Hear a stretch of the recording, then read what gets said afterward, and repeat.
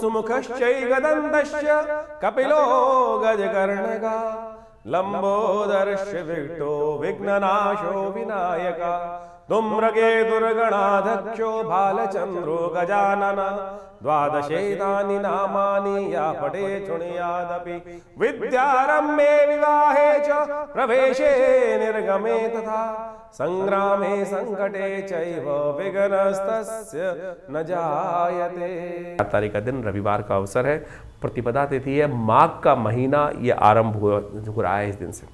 साथ साथ इस दिन आपकी राशि के दृष्टिकोण से सुबह सुबह का योग जो है वो आपके लिए बहुत ही श्रेष्ठ रहेगा और जल्दी से उठ के समस्त चीज़ों को निपटाने के लिए सही दिशा पकड़ने का आपको प्रयास करना चाहिए। ये दिन आपकी राशि में इस प्रकार से बनकर आया है कि आप अपने लक्ष्य तरफ, अपने कार्यों की से सोचे हुए कार्यों की तरफ आगे बढ़ने का प्रयास करें। जैसा हमने कहा, आपकी राशि के दृष्टिकोण से इन दिनों मंगल थोड़े अस्त चल रहे हैं, शुक्र अस्त चल रहे हैं, बुध भी अस्त चल रहे हैं और वो कहीं ना कहीं आपको आगे बढ़ाने में कहीं ना कहीं मन में हिचक उत्पन्न करते हैं कि मैं चढ़ाऊंगा। तो कई बार क्या होता है, ऐसा योग बनता है ना कि सर मुंडाते ही ओले पड़ जाते हैं, या हाथ आगे बढ़ाया और कहीं ना कहीं कष्ट आया। नहीं आएगा, बिल्कुल नहीं आएगा। तो निर्द्वंद भाव से सोचना बंद कर दीजिए कि कुछ अशुभ होने के योग हैं, ग्रह नहीं दिखा रहे हैं, केवल आपका आपका ही जो उत्साह है वो कहीं ना कहीं कम दिखाई देता है। तो आप अपनी चाल में मस्त होकर चलने का प्रयास करें। आपके ग्रह आपके फेवर में हैं, ये बिल्कुल साफ साफ इस वक्त ग्रह की गणना बता रही है। तो आप कोशिश ये करें, थोड़ा सा सूर्य को ताकत देने का प्रयास करें। खरमास चल रहा है इन दिनों, और खरमास जब चलता है तो सूर्य की गति थोड़ी कम हो जाती है और सूर्य के कारण ही इन दिनों शुक्र, बुध इत्यादि, मंगल इत्यादि अस्त आपकी राशि में चल रहे हैं। तो उनको थोड़ी सी शक्ति देने का प्रयास कर लीजिए, बहुत अच्छा होगा। सूर्य को शक्ति देने से क्या करें, सूर्य के लिए सुबह सुबह थोड़े से तिल डालकर पानी में भगवान सूर्य को अर्घ्य देने का प्रयास कर लीजिए। काले तिल या सफ़ेद तिल जो मिल जाए, भगवान सूर्य को उनके द्वारा अर्घ्य देना आपके लिए बड़ा कल्याणकारी रहेगा। यह यज्ञ भी कर सकते हैं आप। हमारे आश्रम में, विवेकानंद योगाश्रम में, हर रविवार को नवग्रह शांति महायज्ञ का आयोजन ही रहता है। वैसे तो हर रोज़ यज्ञ रहता है आश्रम पे, लेकिन रविवार को सामूहिक यज्ञ में सब लोग आ सकते हैं। भगवान का यज्ञ बहुत बढ़िया से चलता है, आप सब आइए उसमें। भगवान की कृपा से कल्याण के योग, आपके कष्टों को निवारण करने का योग अवश्य बनता दिखाई देगा। तो इस समय का आपको पूर्णतः लाभ लेने का प्रयास करना चाहिए। ये जो ग्रहों का योगायोग आपकी राशि के दृष्टिकोण से है, ये बहुत ही सुंदर स्थिति बनाता दिखाई दे रहा है। तो मीन राशि वालों, 5 तारीख की यदि बात करें, 5 जनवरी का दिन सोमवार का अवसर है और माघ का महीना आरंभ हो चुका है और माघ का महीने की द्वितीया तिथि है। सर्वार्थ सिद्ध योग लेकर आई है ये तिथि और ये सर्वार्थ सिद्ध योग जो है सुबह करीब 1:24 तक विद्यमान रहने वाला है। यानी नए कार्य यदि खरमास में भी करने की आवश्यकता है तो इस समय का उपयोग आप कर सकते हैं। ग्रहों के दृष्टिकोण से यदि समझा जाए तो ग्रहों का योगायोग आपकी राशि के दृष्टिकोण से यदि दिन के हिसाब से देखा जाए तो करीब करीब हम ये मान के चल सकते हैं कि 60% आपके फेवर में दिन दिखाई दे रहा है। बृहस्पति महाराज अभी एक विशेष परिवर्तन का योग बना रहे हैं, अपने ही नक्षत्र में पुनर्वसु नक्षत्र के द्वितीय चरण में प्रवेश कर रहे हैं और बहुत बढ़िया शक्ति में इस वक्त स्थित हैं। और ये बहुत बढ़िया शक्ति में स्थित होने के बाद आपकी राशि के दृष्टिकोण से देखा जाए तो कई प्रकार के ये आने वाले 4-5 महीनों में योग बनाने के लिए स्थिति में आ रहे हैं। ये जो प्रभाव आपकी राशि के दृष्टिकोण से उत्पन्न करने के योग बनाएंगे, आप समझें ये ऐसा प्रभाव उत्पन्न करेंगे कि आपकी राशि के दृष्टिकोण से कुछ नया वेंचर या कुछ नया सुख, चाहे वाहन का हो, चाहे भूमि का हो, घर का हो, ये देने की स्थिति भी आपकी राशि के अंदर आ गए हैं। इस वक्त 7.5 चल रही है, वो कहीं ना कहीं कई मामलों में बने बनाए काम में विघ्न उपस्थित करने के योग बना सकते हैं। लेकिन यदि बृहस्पति को आपने ऐसे में थोड़ी ताकत देने का प्रयास कर लिया, और बृहस्पति को ताकत दी जाती है पुण्य कार्यों से, श्रेष्ठ जनों की सेवा करने से, और जितना भी जो है केले का पूजन करना, ये इस प्रकार से कुछ कार्य कर लेना, केले का दान कर देना, धार्मिक स्थलों में जाकर कुछ अपनी तरफ से सहयोग कर देना, यज्ञ इत्यादि कर लेने से, ये आपके राशि के दृष्टिकोण से ये जो 6 महीने हैं समय है, जनवरी से लेकर जून तक का समय, ये बृहस्पति पूर्ण ताकत में अब देने की स्थिति में आ गए हैं। तो इसका लाभ आपको अवश्य उठाने का प्रयास करना चाहिए। कम से कम गोचर के दृष्टिकोण से तो ग्रह आपके बहुत फेवर में दिखाई दे रहा है, तो इसका प्रभाव आपके लिए कुछ न कुछ शुभ होने की स्थिति भी उत्पन्न होती दिखाई दे रही। तो उसका पूर्ण लाभ आप अवश्य लेने का प्रयास कीजिएगा। बहुत ज़्यादा जिद में ना अड़े। देखिए, ज्ञान का सहारा क्या होता है कि ज्ञान के सहारे के माध्यम से हम सही रास्ता चुन लें। लेकिन कई बार क्या होता है कि ज्ञान के सहारे के बाद हम कहीं ना कहीं भटकने लगते हैं, अड़ने लगते हैं, क्योंकि शनि की 7.5 आप पे चल रही है। अड़ियल पना जो है या थोड़ा सा शनि आपके ऊपर चढ़ा रहे, जिद में अड़े रहें या कहीं ना कहीं आलस में बैठे रहें, तब चीज़ें आपके फेवर में कहीं ना कहीं समय निकलता जाएगा, चीज़ें फल रिजल्ट नहीं देंगी। लेकिन यदि बृहस्पति का आपने पूर्ण सहयोग ले लिया तो बहुत अच्छी स्थिति आपके लिए उत्पन्न होने के योग दिखाई देते। 6 तारीख का दिन मंगलवार का अवसर है और उस दिन तृतीया और चतुर्थी का योग बहुत सुंदर रूप से बन रहा है, संकष्टी चतुर्थी का योग बन रहा है।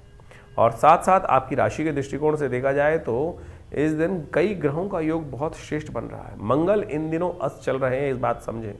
और मंगल अष्ट चलने के कारण से क्या होता है कि मंगल की शक्ति कुंडली में कई प्रकार की स्थिति को नेगेटिव उत्पन्न कर देती है और चीज़ों को फेवर में नहीं आने देती है। और ये मंगल का नेगेटिव प्रभाव जो है ये लगातार अभी कुछ दिन आपको परेशान करने वाला है, तो इसका उपाय आपको लगातार करने की ज़रूरत है और ये आपको विशेष तौर पे समझने की आवश्यकता है, क्योंकि मंगल का अस्त होने का प्रभाव जो है बहुत ही विशेष होता है। तो ऐसे में स्थिति को ठीक करने का आपको लगातार प्रयास करना चाहिए। देव योग से इस दिन मंगलवार भी पड़ रहा है और साथ साथ इन दिनों इस दिन विशेष तौर पे क्या बन रहा है, चतुर्थी का योग भी बन रहा है। तो अंगारक चतुर्थी का योग बन गया और माघ महीने में अंगारक चतुर्थी का योग बड़ा संपूर्ण रूप से मंगल के समस्त कष्टों को दूर करने का योग बना सकता है। ऐसे में हमने विवेकानंद योगाश्रम में इस शुभ योग को समझते हुए एक दिव्य कार्यक्रम रखा। वैसे तो हर मंगलवार पर सुंदरकांड चलते ही है और हमने आपको पहले ही बताया है कि मंगल का अस्त चलने से क्या होता है कि कई बार समस्याएं उत्पन्न हो जाती हैं। हिम्मत का प्रभाव, पौरुष का प्रभाव और साथ साथ पुरुषार्थ का ग्रह माना जाता है, साहस का प्रतीक माना जाता है। और जब सब कुछ ग्रह अच्छे चलते हुए भी अगर वो ठीक नहीं चल रहा है, पुरुषार्थ नहीं कर रहा है, मंगल अस्त चल रहा है, तो क्या होगा, बहुत सारे कर्मों में विघ्न आने के योग बनेंगे। तो ऐसे में उपयोग करें हनुमान जी का, सुंदरकांड का पाठ करें। हमने लगातार प्रयास किया कि जब तक ये मंगल अस्त रहे तो हम लगातार लोगों के साथ जोड़कर सुंदरकांड का पाठ करें, हनुमान जी का यज्ञ करें और साथ साथ मंगल ग्रह शांति महायज्ञ रखें। तो उसी श्रृंखला में 6 तारीख को विवेकानंद योगाश्रम में एक दिव्य कार्यक्रम रखा गया है जिसमें सुंदरकांड का पाठ भी रहेगा और साथ साथ वर्ष का पहला मंगलवार पड़ रहा है। समस्त कष्टों को दूर करने के लिए मंगलमय भगवान की प्रार्थना, हनुमान जी की प्रार्थना इस संसार में कहा गया ना। और हनुमान चालीसा में तुलसी बाबा ने लिखा है, और देवता चित्त न धरहि हनुमत से ही सर्व सुख करहि। तो इसलिए इस मंगलवार पर भी आप सुंदर रूप से हमारे आश्रम में होने वाले कार्यक्रम यज्ञ में सम्मिलित हो सकते हैं, सुंदरकांड के पाठ में सम्मिलित हो सकते हैं। आप सबके प्रयास से सुंदर कार्यक्रम रहेगा, सुंदरकांड का पाठ रहेगा, हनुमान जी का स्तवन रहेगा और बहुत सारे कार्यक्रम और भी चलेंगे। तो उन सब में सवा मनी का भोग रहेगा, भंडारा रहेगा। तो आप सब उसमें सादर आमंत्रित है। शाम को 5 बजे से यज्ञ आरंभ होगा और करीब करीब रात के 10 बजे तक ये कार्यक्रम भंडारे के साथ चलेगा। तो यदि आप सम्मिलित रहेंगे तो हमने ये देखा है कि हनुमान जी की सिद्ध मूर्ति जो आचार्य श्री केशव देव जी के द्वारा प्रतिष्ठित है, जिनको सबसे पहली सिद्धि ही हनुमान जी की हुई थी और केवल हनुमान चालीसा से हुई थी। आंख बंद करी और वो बताया नंबर जो सामने वाले ने प्रश्न पूछा और वो उसका निवारण हनुमान जी के मंत्र से ही ऐसे चमत्कारिक सिद्धि प्राप्त हो जाती है।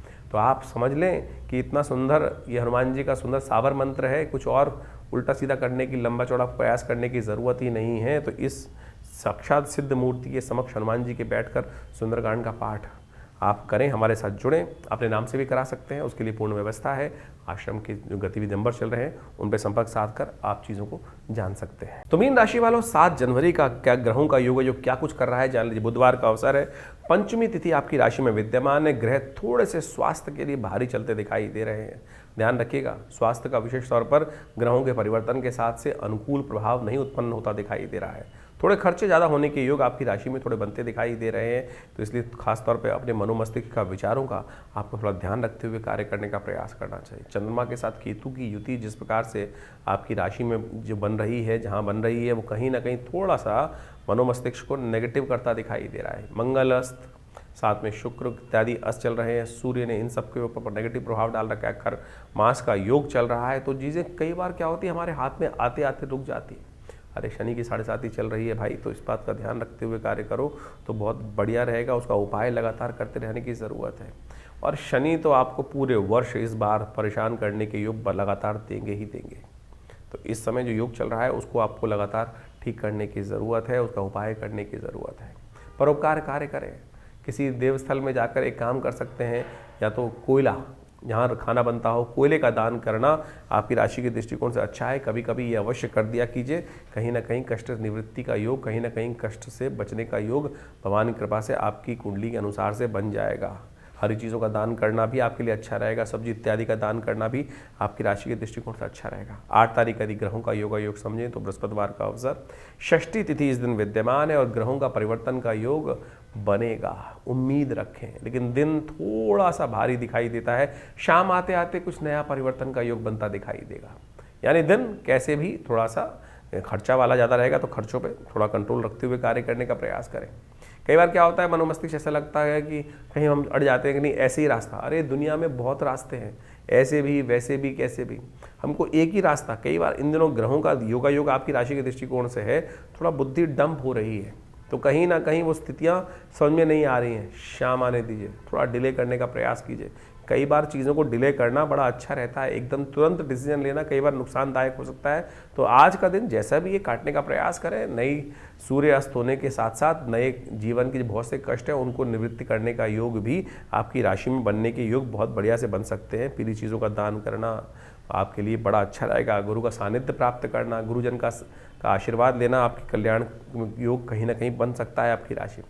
9 तारीख यदि हम बात करें, शुक्रवार का अवसर है, सप्तमी तिथि विद्यमान है और ग्रह नक्षत्रों के दृष्टिकोण से ग्रह परिवर्तन की तरफ जा रहे हैं। बहुत सारी चीज़ें आपको क्लियर होती दिखाई देंगी। मनोमस्तिष्क में नए विचार आपके लिए आने के योग बनते रहेंगे। उन विचारों को थोड़ा सा ध्यान देने की आवश्यकता है। कई बार क्या होता है, रात को हमने कोई सपना देखा होता है और अगले दिन हमको लगता है कि ये बिल्कुल ऐसा ही घटना घट गया। तो ऐसा ही योग आपकी राशि में इस वक्त बनकर तैयार है कि बहुत सारे पूर्वाभास हमें होने के योग बनते दिखाई देंगे। बहुत सारी चीज़ें आपको इंट्यूशन के तौर पर समझ में आने की योग बनती दिखाई देंगी। और इस दिन खास तौर पर ध्यान रखिएगा, सप्तमी है, सूर्य इन दिनों खरमास में चल रहे हैं। शुक्रवार के दिन सप्तमी का योग बन रहा है और साथ साथ भद्रा का योग भी है। तो कम से कम नए कार्यों की तरफ बहुत ज़्यादा जोर लगा के कार्य ना करें, उद्धृत ना हो। नए कार्यों को करने की तरफ जाना कहीं ना कहीं नुकसानदायक साबित हो सकता है। भगवान सूर्य को विशेष तौर पर अर्घ देने का प्रयास करें। ये माघ के महीने की कृष्ण पक्ष की सप्तमी है, जिसे विशेष तौर पर सप्तमी के रूप में ही जाना जाता है, सर्वदात सप्तमी के रूप में जाना जाता है। और ये विशेष तौर पर यदि हम देखें तो हिमाद्री इत्यादि ग्रंथों के अंदर इसका वर्णन लिखा है कि भगवान सूर्य को इस दिन अवश्य अर्घ देने का प्रयास करना चाहिए। भगवान सूर्य की कृपा से बहुत सारे कष्टों को निवृत्त करने के लिए, इच्छा पूर्ति के लिए सहायता मिलने के योग बन जाते हैं। 10 तारीख का दिन शनिवार का अवसर है, अष्टमी तिथि विद्यमान है और उस दिन ग्रहों का परिवर्तन का योग सुबह सुबह ही बनेगा। और ये परिवर्तन जो है आपकी राशि के दृष्टिकोण से थोड़ा इमोशनल तौर पे हल्का दिखाई देता है। चीज़ों को बहुत कुछ करने के लिए हिम्मत ज़्यादा चाहिए और मंगल अस्त होने के कारण से आप सही दिशा में हिम्मत करने से बचते दिखाई दे रहे हैं। लेकिन साथ साथ आपकी राशि के दृष्टिकोण से यदि हम देखें तो ये धन योग भी बन रहा है आपकी राशि में इस वक्त। ये धन योग नेगेटिव नहीं है, पॉजिटिव ही रास्ते आपके लिए समक्ष उत्पन्न करते दिखाई देंगे। थोड़ी सी मेहनत से रास्ता बन जाएगा, लेकिन इमोशनल पॉइंट ऑफ व्यू यदि आप फंसे रहेंगे, कई बार क्या होता है कि इमोशनल फूल बन जाते हैं। इस समय में इमोशनल फूल ना बने। बहुत सारी बेकार की बातें कि जिनमें है उसमें ही टाइम खराब होने के योग बन जाते हैं। बहुत सारे ऐसे विचार होते हैं जो लगातार दिमाग को खाली नहीं होने देते। भैया समय है कार्य का लाभ लेने का। आपके अपनी मेहनत से, आपके अपने सोर्सेज से जो काम चल रहे हैं उसी से आपकी चीज़ें बनने के योग दिखाई देते हैं। तो इसमें उसका लाभ लेते हुए कार्य करने का प्रयास कर लीजिए, अच्छा रहेगा। तो ज्योतिष के दृष्टिकोण से आपने ग्रहों का प्रभाव समझा। माघ का महीना इस बार आरंभ हो रहा है, साथ में नव वर्ष भी आरंभ हो रहा है। 2026 सूर्य का वर्ष है, जिसका नंबर 1 आता है और ये वर्चस्व को स्थापित करने वाला नंबर है। अजीब सी एक होड़ पूरे संसार में व्याप्त होने वाली है कि मैं बड़ा। और ये अभिमान की लड़ाई, जिस प्रकार सूर्य जो होते हैं ना, वो तेज के मालिक है।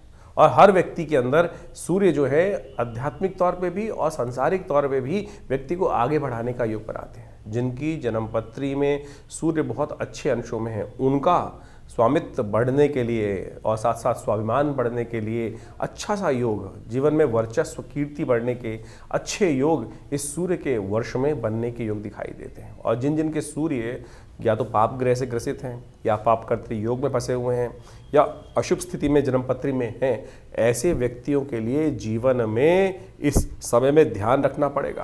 कीर्ति में दाग लगने के योग बन सकते हैं, क्योंकि सूर्य आपकी कुंडली के अनुसार से, अब ये समझें कि सूर्य आपकी कुंडली के अनुसार से ही कार्य करेगा। सूर्य में जिस प्रकार का प्रभाव है, देखिए अब गोचर के दृष्टिकोण से सूर्य तो का जो वर्ष है वो हर एक के लिए है, लेकिन अब आपका जो खेत है वो किस प्रकार का है। जिस प्रकार का बीज उसमें उत्पन्न होगा तो वैसे ही प्रभाव, बीज डलेगा वैसे ही प्रभाव उत्पन्न करेंगे। तो अब आपके जीवन में, आपकी जन्मपत्री में किस प्रकार का सूर्य कॉम्बिनेशन बना रहा है, नवांश इत्यादि में शुद्ध है कि नहीं है, कहीं पापकृत योग में फंसा हुआ है, अशुभ ग्रहों के साथ में है, तो उसका प्रभाव भी वैसा ही होने के योग दिखाई देते हैं। ऐसे में सूर्य के उपाय को आपको लगातार करते रहने का प्रयास करना चाहिए। और हमारा भाग्य जो बनता है ना, वो विशेष तौर पे बनता है इस समय में आपके कर्म के अनुसार से, और कर्म को सुदृढ़ करने की आवश्यकता है। ये 2026 का जो वर्ष है, ये विशेष तौर पे ऐसे योगा योग को लेके उपस्थित हो रहा है कि 9 ग्रहों में से 8 ग्रह इस 2026 में परिवर्तन का योग बनाएंगे। देर सवेर बहुत सारे ग्रहों में भयानक उठापटक होने के योग बनते दिखाई देंगे। शनि महाराज को छोड़ के बाकी सब ग्रह राशि परिवर्तन का योग भी बना रहे हैं। और आप मान लीजिए कि जैसा शनि ने पिछले साल योग बनाया, उठापटक का योग बनाया, कई प्रकार के विघ्न भी जीवन में उपस्थित करने के योग बनाए, और ऐसे ग्रहों की अवस्था में परिवर्तन के अनुसार से आप समझें कुछ योग ऐसे भी बनते दिखाई दे रहे हैं जो कहीं ना कहीं उत्पात को दर्शाते हैं। क्योंकि मंगल इस कुंडली इस बार जो है, इस वर्ष में यदि हम देखें तो ग्रहों के अनुसार से आरंभ में तो अस्त चलेगा, फिर कई बार ऐसे योग भी बनेंगे ग्रहों के साथ साथ विभिन्न ग्रहों के, जो कुछ ना कुछ आपत्ति के योग भी बनाता है, कुछ विपत्ति के योग भी बनाता है, कुछ ना कहीं आकाशीय दुर्घटनाओं के योग भी बनाता दिखाई दे रहा है। और कुछ नए फ्रंट, युद्ध के नए मैदान भी खुलते दिखाई देंगे, क्योंकि सूर्य का वर्ष है। और सूर्य के वर्ष में जिस प्रकार से ग्रहों का योगायोग बन रहा है, वो कहीं ना कहीं ऐसा दिखाई देगा कि अपने आप को हर व्यक्ति बड़ा दिखाने के लिए, सामने वाले को छोटा दिखाने के लिए, सामने वाले को अस्त करने के लिए, क्योंकि सूर्य का प्रभाव ऐसा होता है कि जो सामने वाले को किसी भी प्रकार से अस्त करने का योग भी बनाता है। ज्योतिष के दृष्टिकोण से देखें तो सूर्य जिस भी ग्रह के साथ बैठते हैं उसको अस्त करने का योग बना देते हैं, उसको दिखाई नहीं देता है, वो ग्रह लोप हो जाता है। तो उसी प्रकार का प्रभाव मनोमस्तिष्क में छाने के योग दिखाई देते हैं। तो ऐसा योग चाहे राजनीतिक हो, चाहे वो सामाजिक तौर पर हो, तो एक दुराग्रह के तौर पे भी इसका प्रभाव संसार में पड़ता दिखाई दे रहा है। तो ऐसे में खासतौर पे जो शनि राहु के योग इस बार बनते दिखाई दे रहे हैं, वो कहीं ना कहीं थोड़ा सा बिल्कुल आसपास ही ग्रहों का योगायोग दिखाई देता है। शनि महाराज को देखें और राहु के साथ देखें तो बहुत पास स्थिति चल रही है ग्रहों की इस वर्ष में। तो ऐसे में कुछ खास उपाय आपको करने की आवश्यकता है। वर्ष के आरंभ में बड़ा देव योग बना है, जिसको माघ का महीना कहा जाता है। शास्त्र में एक मंत्र आया है, काशीवासी निवासी च काल भैरव पूजनम प्रयागे माघ मासी च बिल्वपत्रम शिवार्पणम। ये जो माघ का महीना है, माघ का स्नान जो है, वो अपने आप में एक बहुत सुंदर रूप से शास्त्र में वर्णित किया गया है। इसीलिए भारतीय संस्कृति में माघ के महीने में मेला लगता है, गंगा स्नान का पुण्य बनाता है, भगवान शंकर का विशेष पूजन करने का योग बनता है। और कहा जाता है कि ऐसे में भगवान शंकर को यदि बिल्वपत्र अर्पित कर दें, काशीवासी निवासी च काल भैरव पूजनम प्रयागे माघ मासे च बिल्वपत्रम शिवार्पणम अखंडैव बिल्वपत्र च, एक बिल्वपत्र भी यदि भगवान को सुंदर रूप से हम अर्पित कर दें इस माघ के महीने में, और नित्यपति यदि योग बना लें भगवान को सुंदर स्नान कराने के बाद, क्योंकि शास्त्र कहता है भावी मेट सके त्रिपुरारी, इन संसार में जो समस्त कष्ट हैं वो भगवान शंकर की प्रार्थना से ही दूर होते हैं। और जिन जिन ने भगवान शंकर की प्रार्थना जब जैसे कही, असंभव को संभव करके दिखाया, विभिन्न प्रकार की आपत्तियों को जीवन से दूर, चाहे वो स्वास्थ्य संबंधी समस्याएं हों, चाहे वो किसी भी प्रकार की समस्या हों, भोलेनाथ का आशीर्वाद जब मिल जाता है तो इसलिए इस समय में विभिन्न प्रकार के जो योग बने उनका हमको प्रयास करना चाहिए, लाभ लेना चाहिए। भगवान शंकर पत्रम पुष्पम फलम तो यम, जल से ही प्रसन्न हो जाते हैं। तो ऐसे यानी जल से भी पत्र पुष्प बेलपत्र फूल जो है इस संसार में किसी और को नहीं जो चढ़ता है, सामान सब भगवान शंकर को चढ़ा देते हैं। यानी कांटे वाला भी, आँख भी, सब प्रकार से भगवान शंकर को चढ़ा दिया जाता है और वो उसी से प्रसन्न हो जाते हैं, अवगढ़दानी भगवान। तो ये सुंदर माघ का महीना जो है, भगवान का के नाम से स्नान करें और उनका डुबकी लगाएं, तीर्थों में जाकर कुछ पूजा पाठ कर लें और भगवान को बिल्वपत्र। देखिए माघ का महीना एक बात समझें, ये माघ का जो फागुन का महीना होता है, ऐसे में जो पत्ते हैं ना वो भी छिद हो जाते हैं। ऐसे में अखंडैव बिल्वपत्रैः च पूजये शिव शंकरम कोटिकन्या महादानम बिल्वपत्रम शिवार्पणम। शास्त्र कहता है कि एक जो अखंड बिल्वपत्र जो किसी प्रकार से टूटा फूटा ना हो, उसमें कोई छेद ना हो, अखंडित हो, तो उसको ओम नमः शिवाय का स्तवन करते हुए भगवान को यदि अर्पित कर दें तो आप सत्य माने बहुत सारे कष्ट जीवन के दूर होने के योग भगवान बना देते हैं। और जितना करोड़ों कन्याओं को दान करने के का पुण्य मिलता है, वैसा ही पुण्य केवल एक बिल्वपत्र से प्राप्त हो जाता है भगवान को अर्पित करने से। तो इसलिए ये सुंदर माघ के महीने में इतना छोटा सा प्रयोग जो शास्त्र में वर्णित है उसको करने का प्रयास करें। और इस समय में बहुत सारे योग बनेंगे। ये जो नववर्ष आरंभ हो रहा है, बहुत कुछ नया आपके लिए आया है लेकर। आप समझ लीजिए आपके जीवन में क्या कुछ घटनाएं घटने के योग हैं। ग्रहों का गोचर का प्रभाव के साथ साथ आपकी जन्मपत्री के अनुसार से किस प्रकार के योग बन रहे हैं।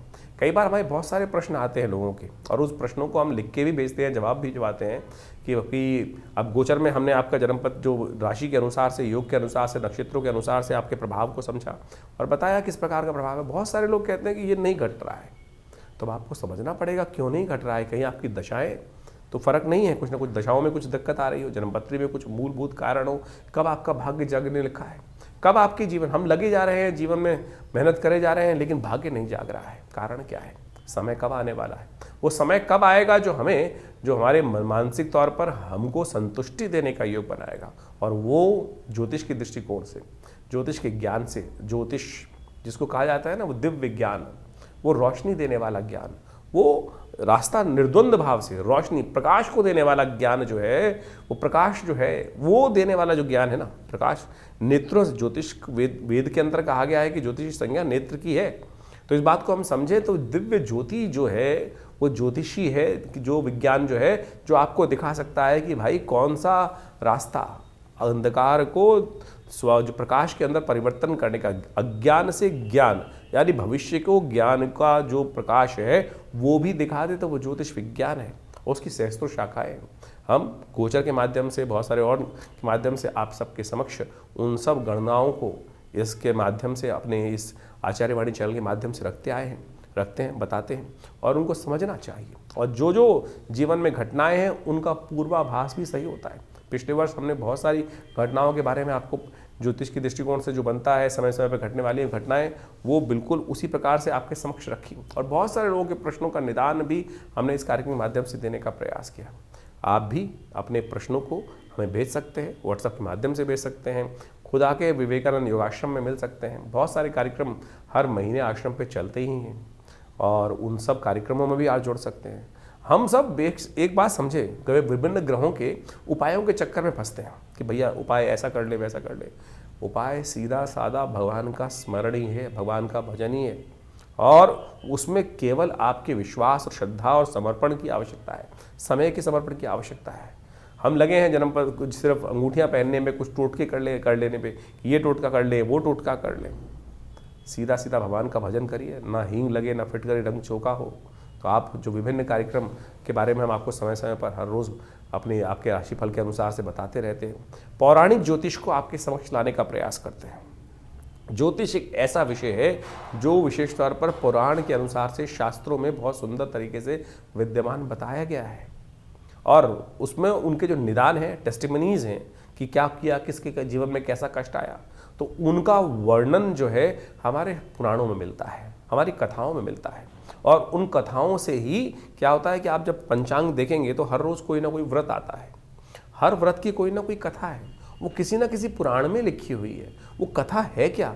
वो कथा जो है वो सत्य कथन है कि उसके जीवन में कैसे कष्ट आया, उसने कौन सा व्रत किया, चाहे चतुर्थी का, चाहे एकादशी का, चाहे पूर्णिमा का, चाहे अमावस्या का, जो जो शास्त्र में वर्णित चीज़ें हैं उनको व्यक्ति ने कैसे कर ठीक किया। लाखों वर्षों से उन सब अनुभवों का जो निष्कर्ष दिया गया है वो पुराणों में दिया गया है। हम उसी को माध्यम से, वैदिक ज्योतिष के माध्यम से, उन पौराणिक कथाओं के माध्यम से, उन पौराणिक उपायों के माध्यम से आपके समक्ष हर रोज़ की गणनाओं को बताते हैं।